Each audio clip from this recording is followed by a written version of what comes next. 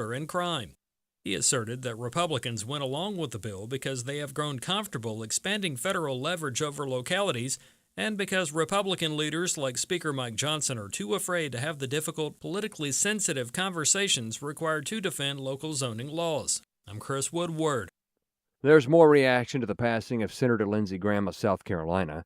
Chad Connolly, founder of Faith Wins, joined Washington Watch. Lindsey was definitely underestimated and misunderstood, and I think it's because he was so focused on what he was doing. I don't think he spent a lot of time, Tony, trying to defend himself or explain it. We just did a pastor meeting with him right before the primary on June the 9th, had 45 pastors from over 10 denominations in Anderson, South Carolina. Lindsey walked in and he had a Chick-fil-A lunch with us. He gave his testimony, and 3 pastors in particular told me that day, Tony, I just don't like the guy. It's time for him to go. He's been there too long. I'm voting for somebody else. And I said, I just want to know what you think afterwards. And Lindsey yucked it up with him. He had fun. He made jokes. He gave his testimony. He got really serious about Israel, the Middle East situation, about the pro-life.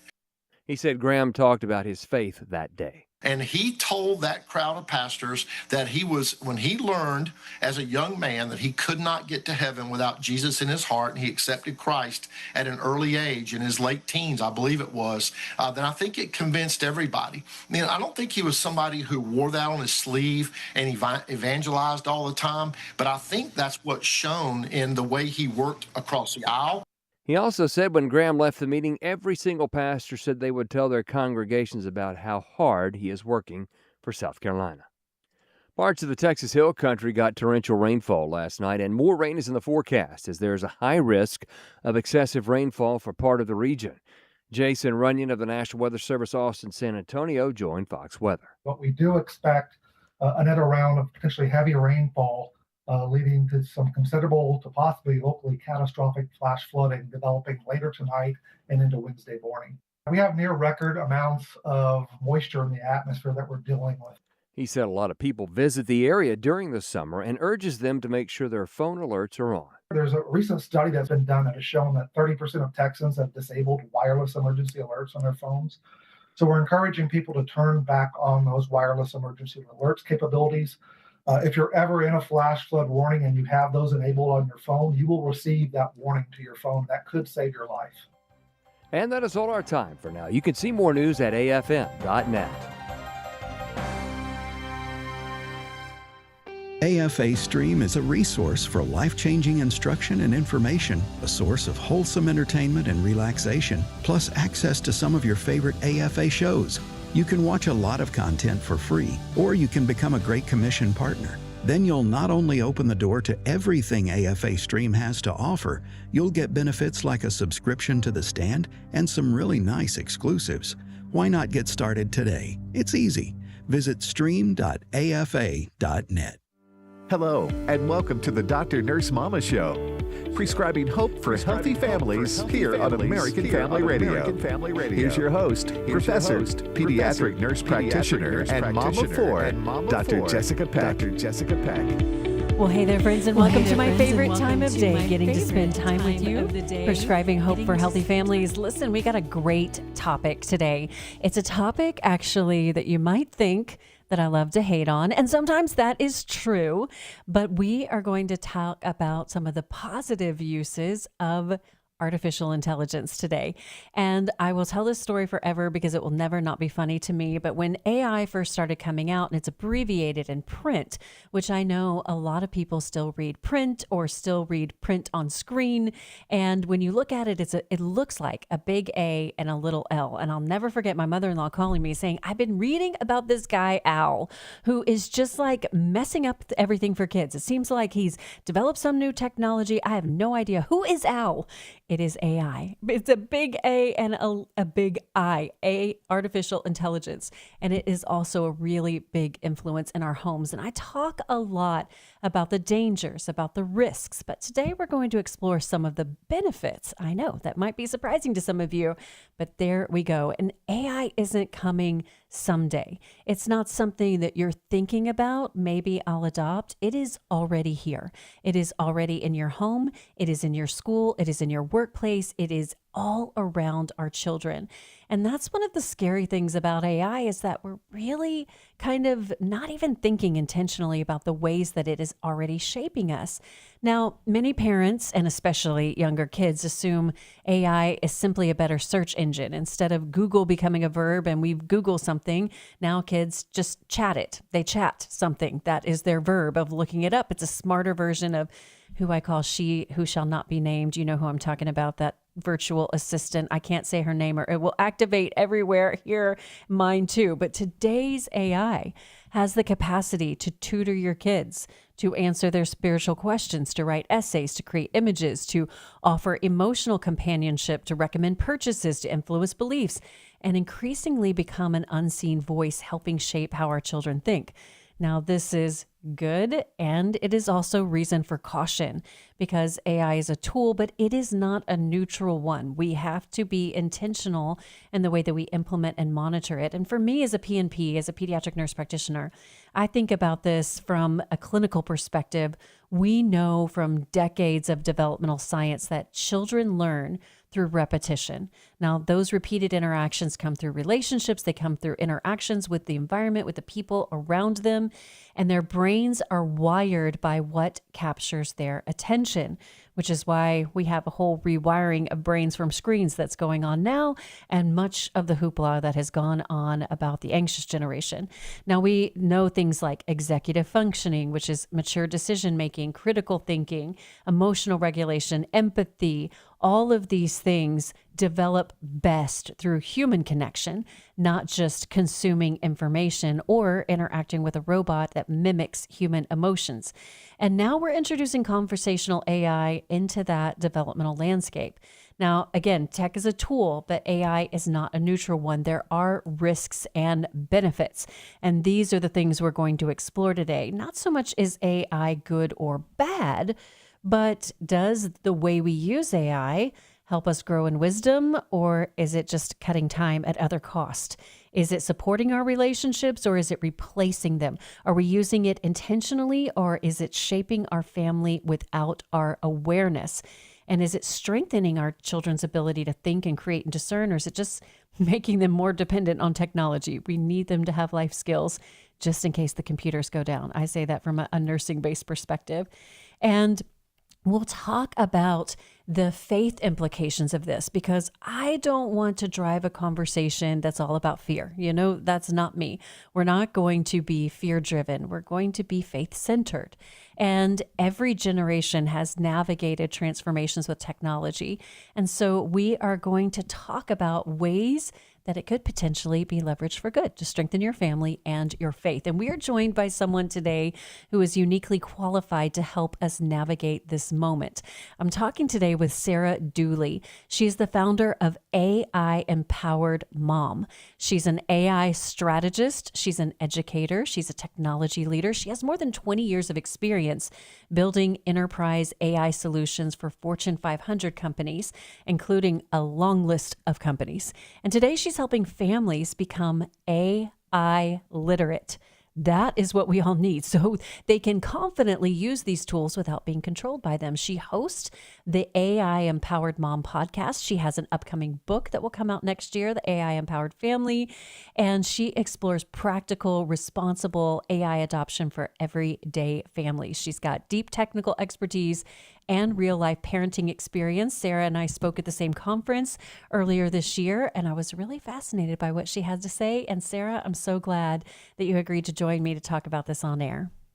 Oh, thank you so much for having me. And likewise, I was so inspired by your conversation at that conference, talking, weaving technology and humanity and Christianity. So it was wonderful to learn from you, and I'm glad to be here today. Well, you know, Sarah, it felt like, we were definitely in our own lane in that conference. We were two moms who were there, like we're moms. We also have this professional expertise. We're concerned about technology, but we really both have a heart to equip families. And I love that. And when we look at AI and the changes that are happening, I mean, we talked even at the conference, there were questions from the audience about how technology is fast, but AI is lightning fast. It's like dog years. It is so, so, so fast. And so let's just talk about what is AI, because I think we're still not all on that. And when I read in your bio that you've done AI for 20 years, people are going to be like, wait, what? I thought this was just last year. Give us a little grounding, a little working definition of what is AI. Sure. I've been working in technology for 20 years, and a gentleman that I worked for a few years ago used to remind me that artificial intelligence has been around since I started working and long before. In fact, before I was even born. Artificial intelligence, the term was first coined in the 50s, and it was just used to describe thinking systems. A group of professors gathered at Dartmouth, and they had an idea that they were going to create a computer that could think like a human over a summer. Now you can see here today we're still on our journey with AI and how it is rapidly developing, but so many things have happened in those 7 decades since the term was first coined. But really what changed things for so many families is when in 2022, ChatGPT came on the scene and put AI right at the fingertips of families, of children, of seniors. ChatGPT is just one type of AI. It's generative AI. Means it's a prediction machine. It's trained on those huge amounts of data that you and I talked about when we were at that conference, and it can predict patterns based on what's in its data and training. And if it doesn't have something in the pattern to answer the prompt that a person or a family member gave it, it'll generate something. It'll confidently create some new text or content to respond to that.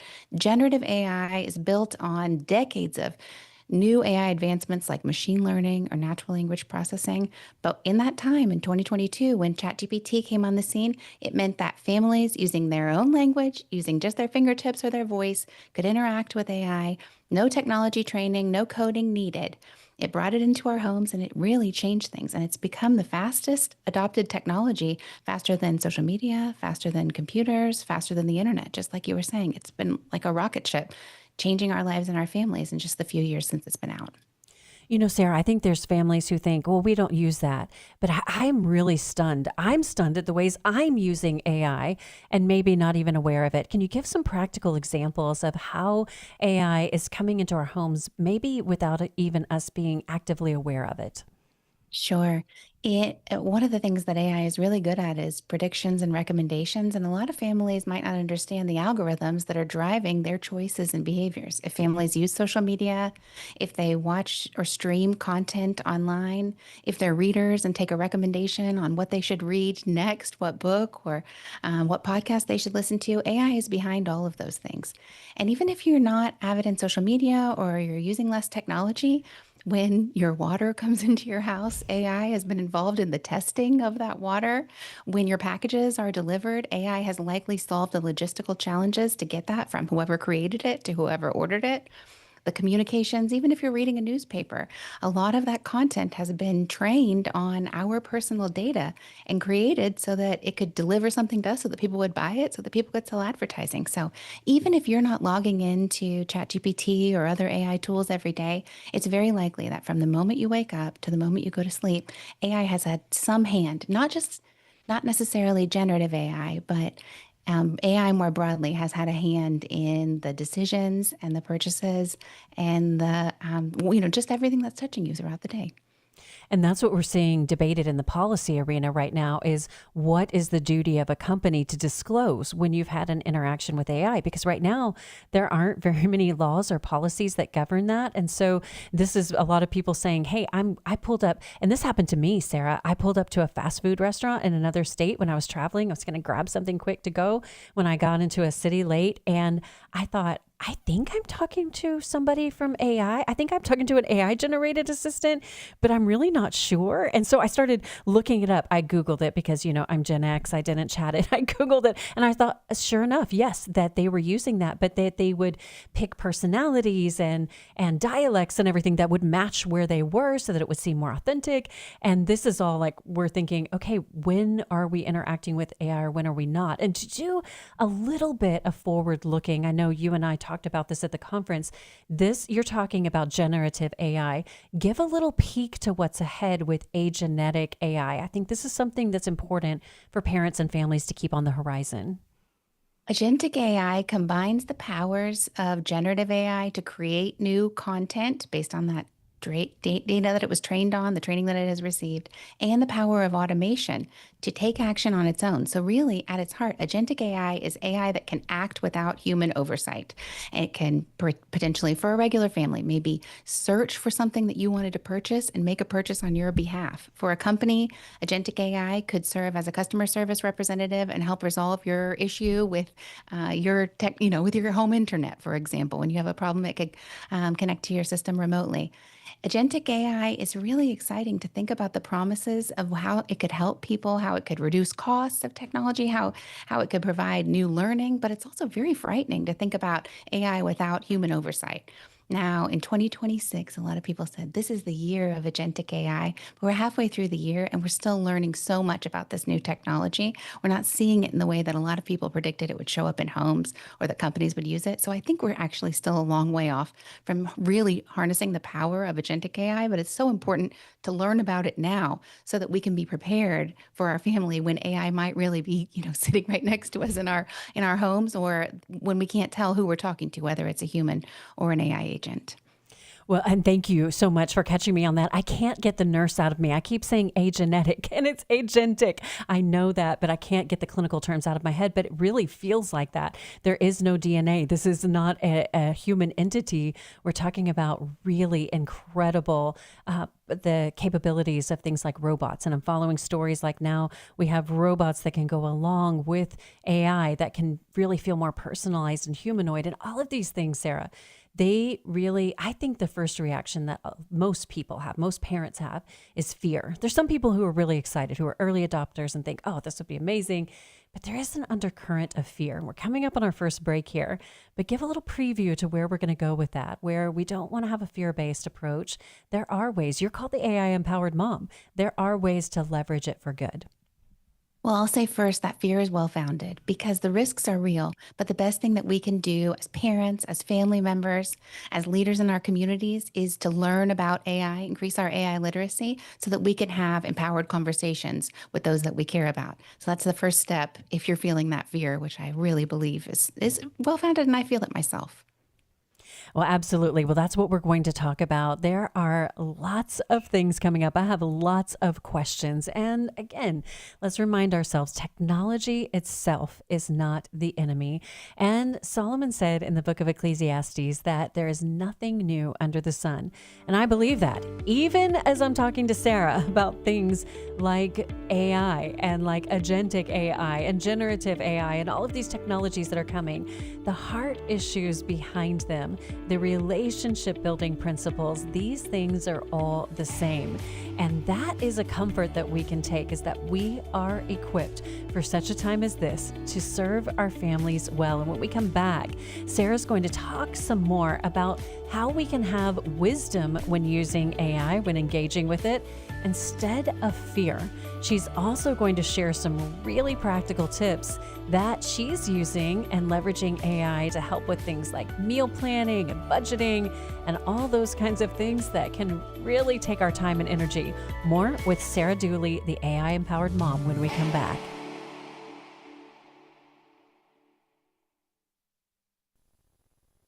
Jim Scudder here for today's Moment in Grace. In the Garden of Gethsemane, Jesus knelt in agony, praying earnestly to his Father. As he faced the weight of humanity's sins, he sought strength for the unimaginable burden ahead. Even in his anguish, Jesus turned fully to his Father in prayer. We often face moments of overwhelming difficulty when we see no answer and turn to God with all our hearts. This is exactly what he wants us to do. Scripture reminds us to cast our burdens on him because nothing is impossible for him. But don't wait for hardship to pray. We need him every moment in big and small things alike. Trust him always and find peace in his presence. For daily devotionals delivered straight to your inbox, go to ingraceradio.com. Okay, here's an assignment for you, if you will.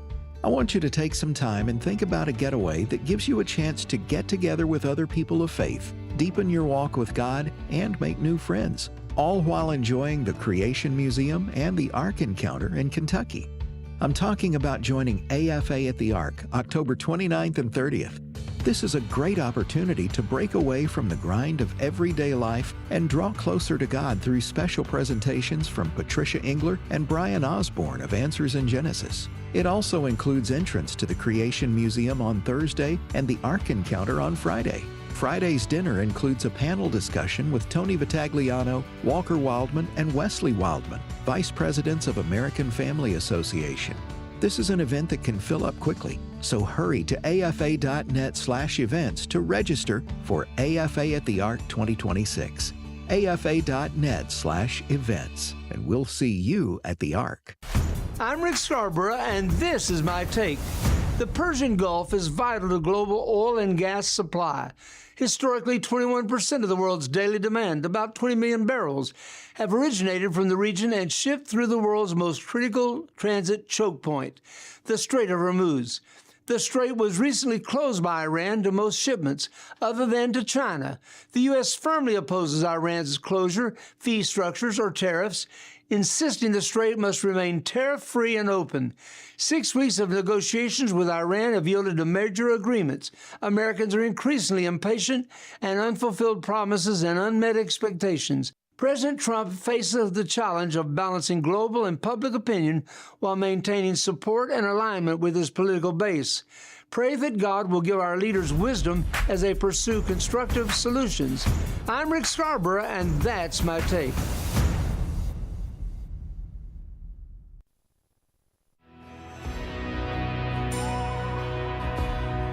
I searched the world, but it couldn't fill me. Man's empty praise and treasures that fade are never enough. Then you came along and put me back together. Desire is now satisfied here in your love. Hey, oh, there's nothing better than you. There's nothing better than you, Lord. There's nothing is better than you. Welcome back, friends. That is Graves into Garden by Brandon Lake and Elevation Worship. And we are talking about a really encouraging message today. I am talking about something you may think that I love to hate on, but I do talk a lot about the risks of artificial intelligence, of AI. But today we're talking about some of those benefits and how we can engage wisely instead of run away in fear and abject terror. I'm talking to Sarah Dooley. She is known as the AI Empowered Mom. You can find her at the AIEmpoweredMom.com. She's a tech leader, she's an author, she's a strategist, and she's a mom. And she's here talking about ways that we can wisely engage with AI. And before the break, we started talking about some of the fears. And you heard Sarah say that those fears are well-founded. We definitely agreed on that. We both presented on that at a conference we were both at. We talked about a lot of the risks that are associated with AI and replacing critical thinking and giving us false confidence in believing something that seems authoritative but is known to hallucinate. We see emotional substitution. I've been talking about this a lot, how AI is competing with parents because AI has seemingly endless supplies of time and attention, and it doesn't forget things. It asks about things, and it tells you what you want to hear instead of truths you might need to hear. We have concerns about privacy. We have concerns about erosion of human connection. We have concerns about exposure to violent, explicit content, all kinds of things in environments where kids are moving in and their thumb moves faster than the prefrontal cortex in their brain. It's also, we're not sure how to use it ourselves as parents. So how do we model that? So Sarah, let's go back to some of the risks of that. And I want you to be able to finish that and talk about that, about what you see as the risks and why it's important for families to really be up on their AI literacy. Some of the risks that I really worry about are just the same ones that you alluded to, the erosion of human connection, the lack of the removal of friction from our lives so that our brains aren't as sharp as they used to. Some people are saying now that the way we encourage folks to exercise their bodies to work out, in the past, people didn't need to do that because they were working out, working with their hands, working with their legs, working with their arms. And now we have to exercise our bodies because often we're not moving them as much. A lot of people are saying now with AI, we're going to, in the future, need to exercise our minds because AI will remove a lot of friction. And I worry about what that means for families or for people who might not be up on their AI literacy and might not know that this is coming. I also worry about bad actors. I worry about humans who use this technology, who make bad choices and use it to harm and hurt others. So these are the things that keep me up at night, which is really my mission, why I started AI Empowered Mom, to help families become aware of the risks, to know about the potential benefits, and to move into this new AI era with confidence and with a little bit of clarity so that they can communicate with their families. Moving with confidence. I think some of us are getting dragged kicking and screaming. If I'm honest, Sarah, we're like, no, we don't want to learn a new thing. And we see this wave of nostalgia, the what were you like in the 90s? And I see now this whole new genre of social media reels of like you just watch Christmas in the 80s and maybe you go shopping at Sears and you're going to, rent a video or something like that. We want the world to be different, but it's not. What would you say to the families who feel just really overwhelmed? How could they take some meaningful, practical first steps forward in being determined to develop AI literacy so that they can help translate the world for their kids? I would say first, I hear you and I feel it. I had 3 kids in 18 months. Now that they've grown a bit, my twins are 6 and the big girl is 8. But, I know that feeling of like, I just can't take on one more thing. I can't learn another thing. I don't want to engineer a prompt. But truly, I think 2 things are so important here. 1, learning is easier than you think. And 2, we've got to stay out ahead of our children and our elders who also are most at risk when it comes to AI fraud. And for us as parents, if there are parents out there listening, grandparents, it's important too. But to stay out ahead and protect our family members, I think is so important. So I hear you. I know that feeling where you don't want to learn one more thing. And it's called a double bind, when there are 2 statements that both could be true, but they have negative impacts on each other. So if we say, we don't have time to learn something, I can't take on one more thing, and I could learn this thing and it could really make my life easier. Both of those things are true. They seem to conflict with each other.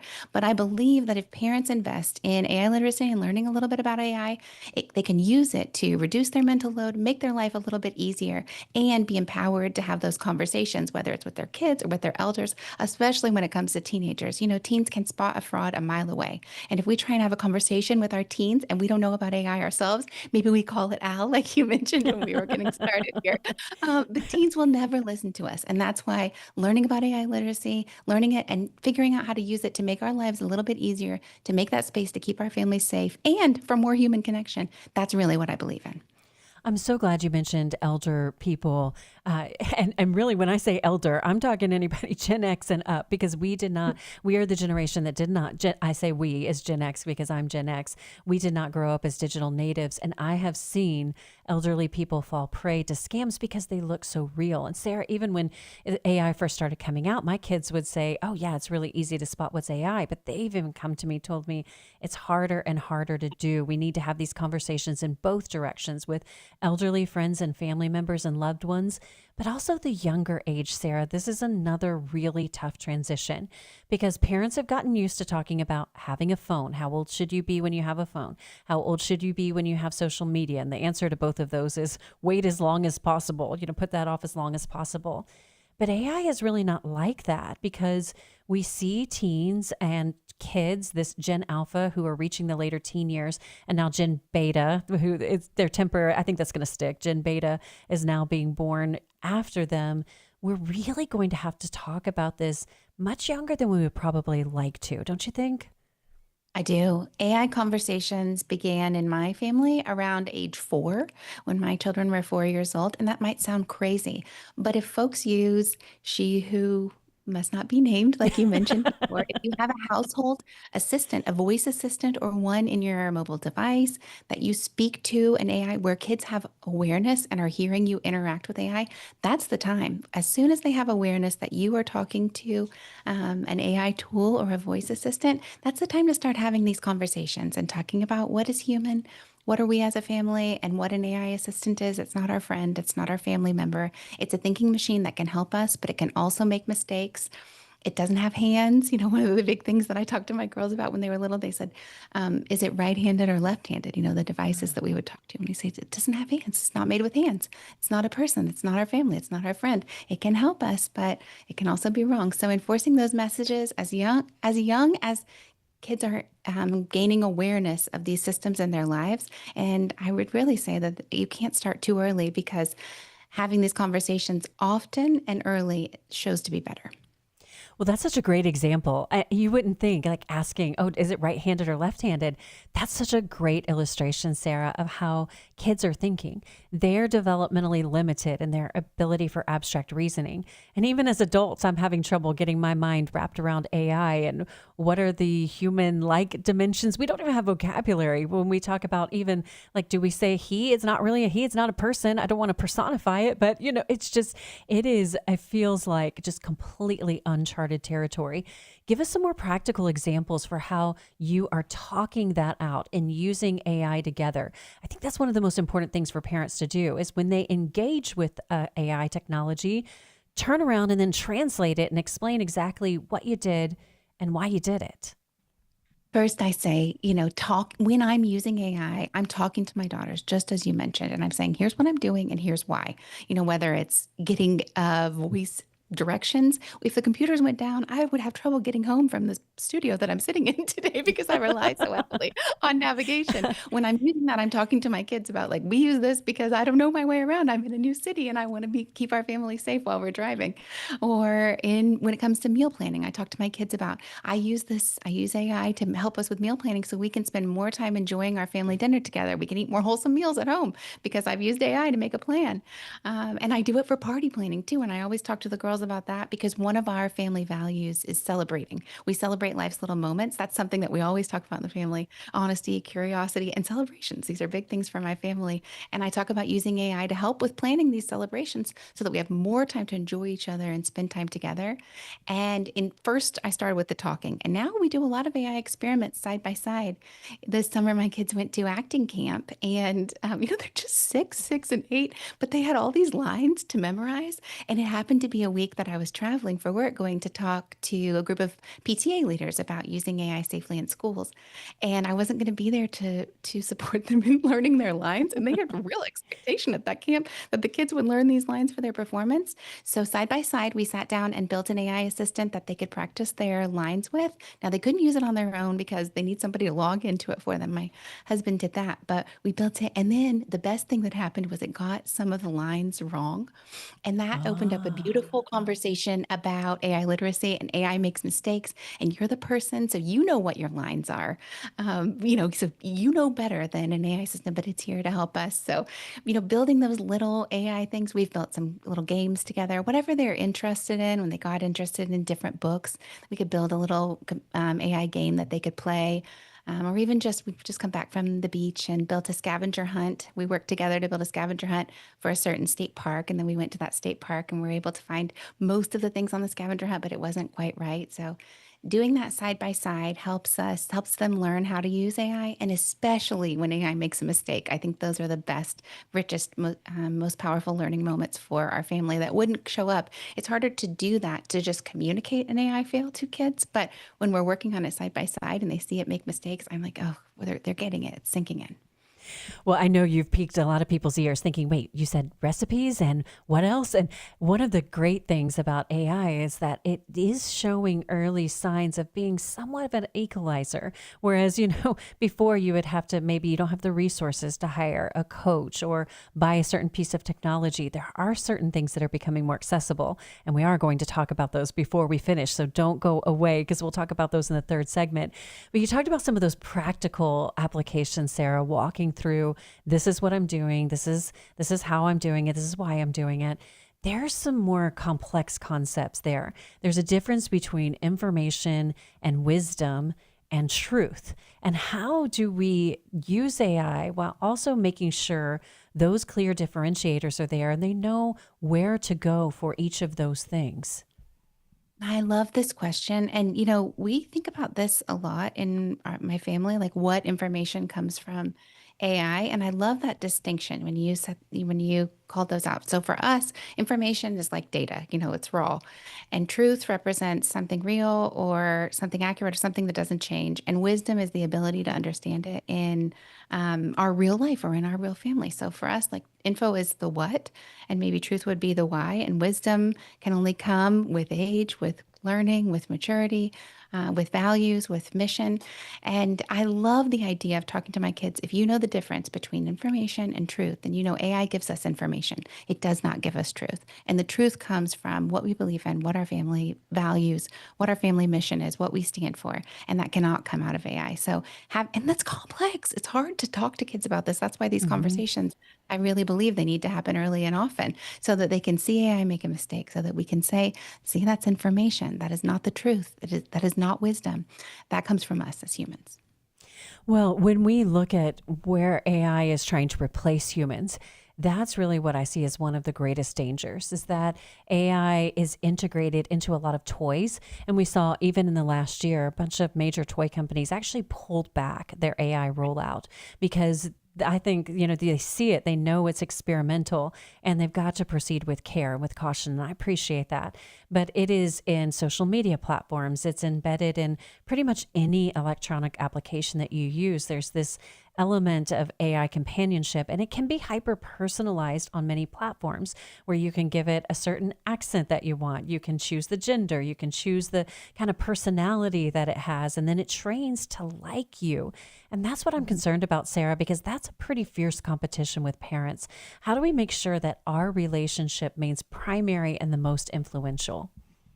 Okay, there's two ways to do this. And I'll start with one that's more technical, probably where you expect me to go as AI-empowered mom. But just in the same way that we can personalize these tools with a voice that we like or an accent, we can also personalize them with safer settings for our families, whether it's setting up parental controls, setting up time limits, being clear that AI should not serve as a family member or offer therapeutic advice, for example. I include that in the instructions and the AI tools that I use that do not substitute. You are no substitute for a doctor, or do not provide me with therapeutic, mental health, or physical health guidance. And I personalize my AI tools for myself and for my family to help keep us safe. I do those things now just to safeguard my family for what might come in the future.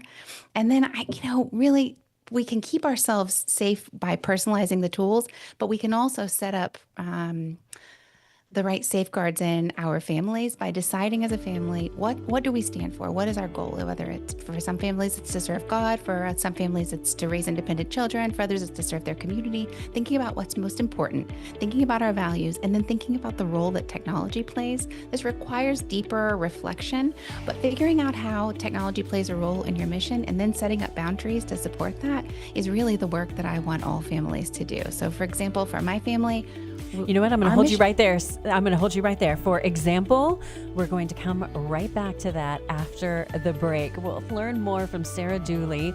You can find her at the AIempoweredmom.com. And everything that she's saying has the same thread running through it. It requires intentionality. And we're here to help you and give you some hope along the way. We'll see you on the other side of this break.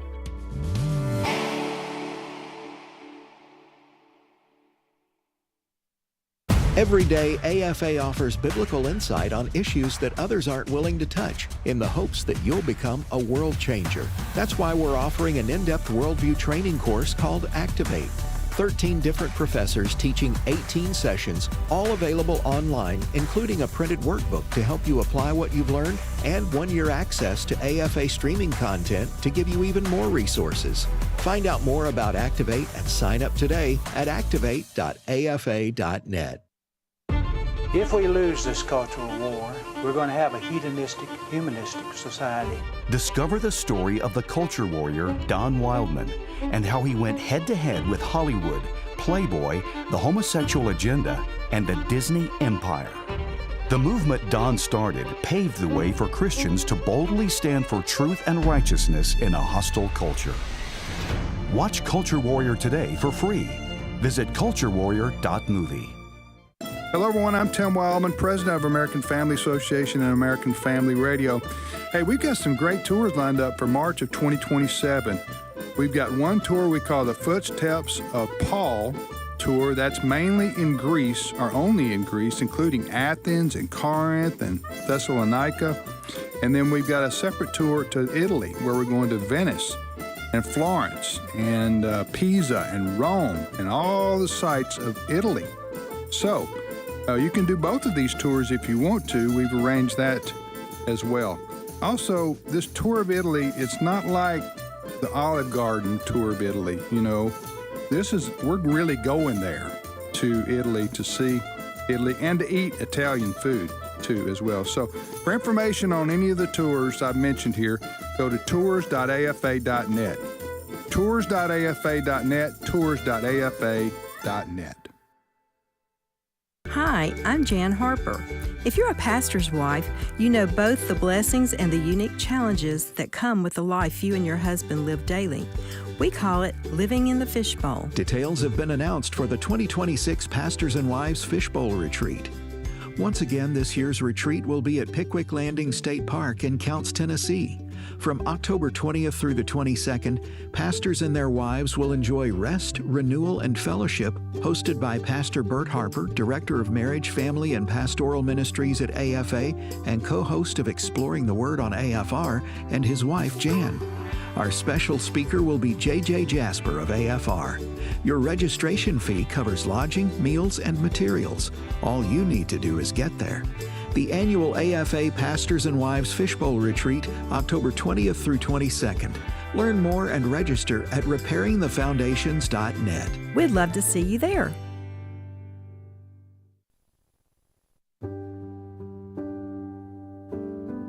This is the moment where everything turns. Didn't think I would see it. Was hard to believe. Heaven crashes to earth. I've read the stories of all that you've done. Parted the sea and set captives free. Never thought I'd be one. I am a living, breathing, walking testimony.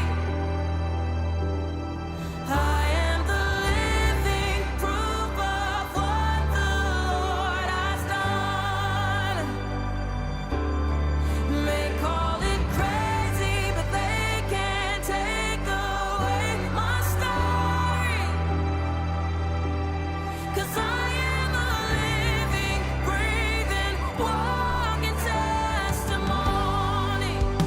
Welcome back, friends. That is Testimony by Tarian. When we talk about writing our story, one of the forces in our world today is AI. And if we're not really careful, AI can write parts of our family story without us even thinking about it. Today, I'm talking to Sarah Dooley. She is founder of AI Empowered Mom. You can find her at aiempoweredmom.com. And she is really thoughtfully engaging with technology. She's a tech leader, a strategist, an author, and like I said, most importantly, a mom who's walking alongside all parents trying to navigate this world that can feel overwhelming. And Sarah, right before the break, we were talking about being intentional with the use of AI, and you were about to give us an example of how you think about your mission as a family and how that translates to AI adoption. So I'm going to give it back to you right there. Oh, thank you. Well, I was thinking about my mission, and I think about it often as a family. My husband and I have sat down and drafted our mission as a goal to set to raise healthy, independent children in a safe environment. And to do that, we thought about how technology applies to that, and we've had to set some boundaries and limits to keep our kids while growing their independence, but keep them safe. So, for example, we have a strict no screens in bedrooms rule. I sleep with my phone downstairs. We don't bring our phones. I set the example, and we don't bring our phones into the bedroom. My kids don't have them, but when they do, they won't be allowed in their bedrooms. And it's just examples like this where we think about what is our mission? What is our goal? What are our values and what's important to us? And then how can technology help or harm those? And setting that your boundaries driven by your values and your mission is the way that I hope all families will think about AI and the new technology advancements that we can't even imagine right now that are coming in the future. You know, Sarah, I'm sorry I keep referring to myself being Gen X, but I just can't get over it. I'm trying to translate this new world. And I think about growing up watching the Jetsons, and the Jetsons had robots that took care of them and robots who helped their family. But you have said that AI should function more like a helpful assistant, not another family member. And that may seem outlandish. That may seem absolutely wild to think about. But that is where some technology companies are going. And they're already building and creating and releasing technology that is like that it can feel like a real person that's there for companionship. What does it look like in everyday life to use AI as a helpful assistant and not a relationship replacement? You're right. It's wild to think, but now you can sign up for a wait list where companies promise that in the next year they'll deliver a robot to your home for the low, low price of $35,000 to help with household tasks. And it's just crazy to think about that. But already AI can do a lot of things to help with those tasks and household management things that we have to do that sit on our shoulders and maybe drain us and take time away when we could be spending it together or on ourselves. Some of the ways that AI helps me day to day is one is it managed my calendar. We have to keep a detailed family calendar. My kids have a number of activities. We're a very busy family, and that calendar keeps us running. My goal is to never actually touch the calendar myself, just have it come back to me, have it. So I use AI to add things to my calendar, to identify when we have clashes, when something needs to be rescheduled. It helps us manage our pickup and drop off schedule. So AI, whatever, if you're using a calendar powered by Microsoft or Google, there are already tools embedded in both of those that can help you with calendar management. So you can spend less time calendaring and more time with family. I also do subscribe and save for different purchases that won't go bad, things that are non-perishable. So I don't spend any more time. Since my kids were in diapers, I just subscribe and save and automated my purchasing for all household products. And think of, it doesn't seem like a lot today that I would save since I don't order my paper towels or buy them in the grocery store. But think about that over a lifetime, that since, 8 years, I haven't spent any time buying any of those things. And I've saved 5% while I'm at it. So a lot of grocery stores or online retailers will allow you to subscribe so that those purchases just come to you, saving time and using AI also to save money. I also have an AI grocery list that comes every Sunday morning, and an AI created meal plan. And when that meal plan falls by the wayside, like it does in the best of weeks, where I start out on Sunday and think that I have a great plan, and then by Wednesday I've forgotten to defrost it, I also use AI to snap a picture and upload it to an AI tool and say, okay, I missed defrosting, so what can I make with what I have on hand? It needs to be on the table in 30 minutes, and it needs to accommodate all of our picky preferences. And AI knows us well enough to help me solve any of those, help me plan in the big picture and resolve a meal crisis in the small term. Well, I know you, like I said, I think that there are a lot of ears that are perking up and thinking, oh, I want to learn how to do that. But what you've described, Sarah, I've heard you say it over and over again. You were really intentional about how you decided to use a tool. You learned how to use it, and then you evaluated its use in your home. And I think that's really important. And what you're describing are all of the things that take the mental load. You mentioned earlier, Sarah, about how in previous generations, we moved our bodies a lot more, and the concerns were really more physical. We're seeing a resurgence of a new remake of Little House on the Prairie. I mean, people were worried about the crops and getting destroyed by hail and things like that. We were worried about those physical things. Now it's the mental load of parenting. It is the scheduling, the eating, and we're trying to eat healthy, but we're also trying to eat on a budget. And you're trying to balance all of these things, that mental load. And a lot of the practical tools you just described really are helping with that. So what are the ways that you see AI really offloading some of that mental burden that you might feel so that you might have more mental and emotional capacity to deal with the meltdown that comes in the grocery store or the fears that come at bedtime or some of those other more relational elements of parenting? I think of the mental load in three buckets. I think of the anticipatory labor that families need to do to think about what's coming, whether it be an opportunity, something good, or a potential risk or something that could be a challenge for the family. So there's a lot of work that family leaders have to do to think about what is coming next when seasons change, when kids grow up, when our elders age, all of those things that carries a tax on, decision making and thinking about that. What's coming up for families is taxing and fatiguing. Next, I think about cognitive labor, and that's actually like thinking about the options and making a decision for the millions of things that we do as families every day, from what we're going to eat to how we're going to get somewhere to what our goals are, where we're going to go for our summer vacation, to if college is in the future, to what does technology mean for our family. That requires weighing of options and making decisions. And then third, I think about emotional labor, all the feeling work that we need to do for families. And I love using AI to help me with anticipatory labor, thinking about seasonal changes or anticipate, health challenges or health opportunities that might come up. I use AI a lot when it comes to those things and with helping identify options and support me in my decision making so that there's more of me left to do that emotional labor, like you said, to be there at bedtime or when there's a nightmare at night, or when my kids really need me to show up and listen to them. I need more in my tank so that I have time and emotional capacity to do that. And I create that capacity by using AI to help me with the anticipatory and cognitive labor of modern life. You also talked earlier, Sarah, about reducing friction with AI, and some of those things are great. Just like you talked about, we can reduce some friction and some mental offload pieces. Like I love the thought of being able to upload a picture, or just this is what I have, what can I make? And just somebody making that decision for me so that I don't have to think about that. That's really great. But you also talked about some of the dangers that we have in kids, having that friction reduced and their ability to think. And we're going to have brain gyms now instead of just body gyms. What are ways that you use AI for help with your kids while also being mindful not to remove every friction point so that they are still engaging in critical thinking and learning how to make wise decisions with intention? For my kids, it's mostly about communication and conversations. I'm talking to them about AI, and sometimes we're using it side by side, and we're doing it a lot to have fun and bring joy into our lives. But I'm also really intentional about that. And I was thinking about it over the weekend. I was visiting my in-laws, and we went to their church carnival. They had their big annual fundraiser where they had a lot of games that you can play. And the games, were just like regular carnival games, like throw the ball and knock three cans over, something like that. And some of the games you could win a prize no matter what, and other games you might lose. And some of them were pretty challenging, like throwing that ball at those three cans. I think they're weighted on the bottom. Like it was very difficult, even for my little softball players. And it turned out my girls didn't want to play. I was trying to steer them to the games like, look, if you do that one, you're going to get a prize. What, don't you want to get a prize?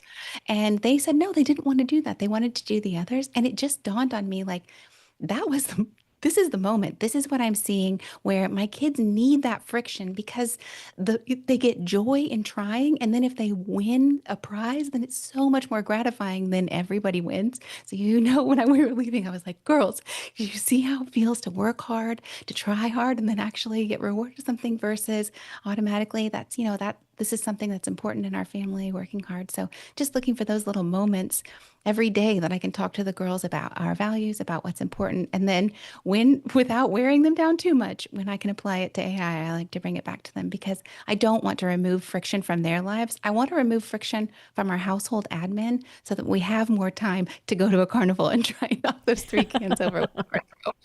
I agree. I think those games are really hard, but it's good for kids to have some effort. Like we talk about that a lot. And I love the way that you're just seamlessly working in conversations, using those environmental prompts to have a discussion. This reminds me of the verse from Deuteronomy 6, like talk about these things as you walk along the road, as you walk through the church carnival, talk about all of these things that we're trying to teach them, which is so great. Let's talk for just a second about working parents, because we know that the economy is tough, and we're talking about rising price of food and gas and all of those things. And there are a lot of parents who are really working hard. They may be working 2 jobs and maybe feel like they don't have as much time to dedicate.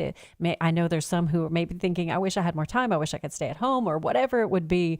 What are some ways that you found AI to be really helpful for working parents who are specifically really strapped for time?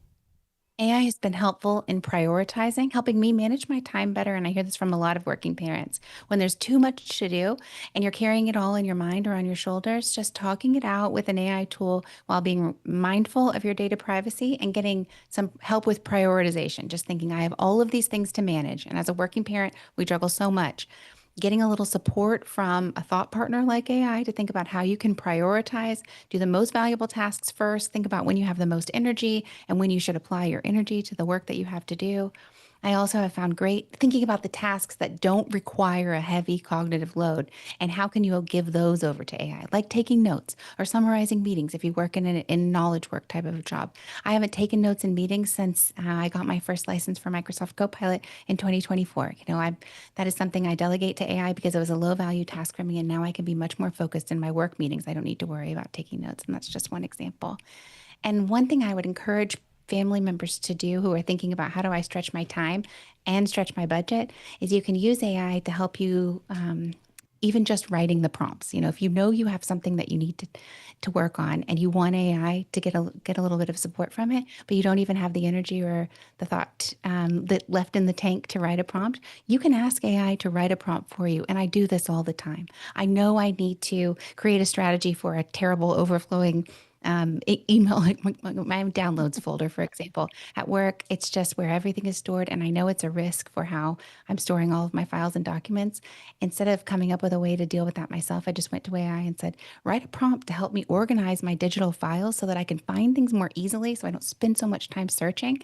And this applies to anything, whether it's real or physical or something in the digital realm. But you can use AI to help you with those things that are slowing you down. You can ask it to even do the work of writing the prompt for you, also that we can spend time as humans in the high value activities that really require us and our thinking and our humanity. And you teach people to do this at the AIempoweredmom.com. We're almost out of time, Sarah, but I love the way that you said that. You delegate low value tasks. What would you not delegate? What are those relationship value things? What would you not give to AI to do? I'm not giving AI my deepest thoughts, my big questions, the deepest things that make me me. And my husband and I have agreed about this in our marriage too. We talk to each other. We don't talk to AI about our marriage. We don't talk to AI about deep questions about our children. We cannot be assured of any data privacy when we're doing things online. So when it comes to deep thinking or the really thoughts inside my heart and soul and mind, I keep those to myself. I don't share that. And of course, parenting decisions, leave it up to me. AI can give me some advice, but I'm in charge of my family. Sarah, I'm so grateful for you. I'm grateful there's a mom out there who gets it, who knows what parents are facing, but also is using your technical acumen and expertise to help translate wisdom into our application of AI. And you're doing that with such intentionality. And AI is changing so fast, but the foundations of healthy families have not changed at all. Children and families and spouses, they still flourish through secure relationships. Truth still matters. Wisdom matters. Character matters. And our hope isn't found in our hope of keeping up pace with technology. Thank goodness for that. And we have a hope in a much higher place. Our hope is found in raising children whose hearts and minds are anchored in Christ, even while technology is changing. And as wherever you are in your AI intentionality, I pray, as I always do, that the Lord will bless you and keep you. And I'll see you right here tomorrow.